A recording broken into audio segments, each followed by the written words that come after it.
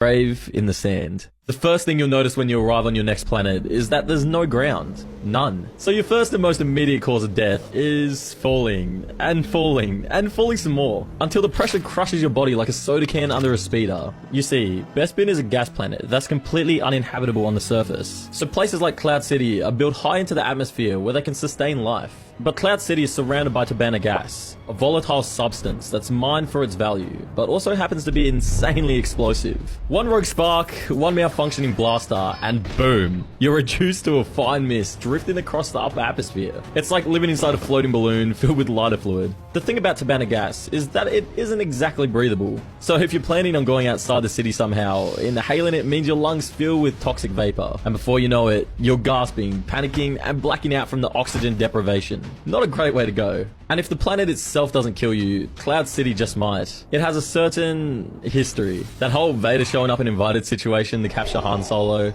yeah. The Empire has a habit of dropping in, and if you happen to be there on the wrong day, you might run into Darth Vader on a mood swing. Best case scenario, force choked. Worst case, you're frozen in carbonite and shipped off to become wall art for some Hutt's throne room.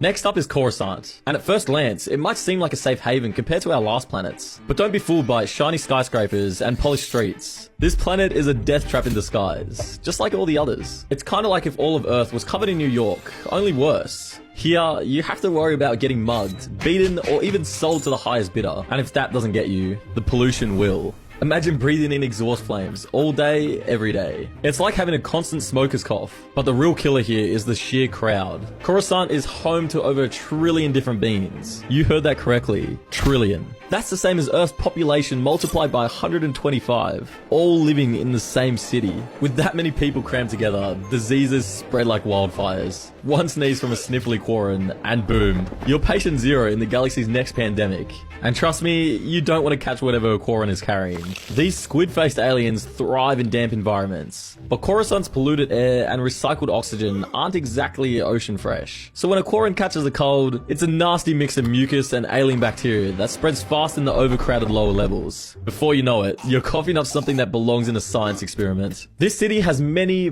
levels to it, with more and more criminals the further you go down. If you wander below level 50, your chances of getting mugged, beaten, or even sold off by a crime lord who collects humans like trophies are sky high. Coruscant is home to a thriving underworld. Crime lords control much of the illegal trade, and the planet's strategic importance makes it a hotspot for espionage and terrorism. During the Clone Wars, Separatists even captured Palpatine, sparking the Battle of Coruscant.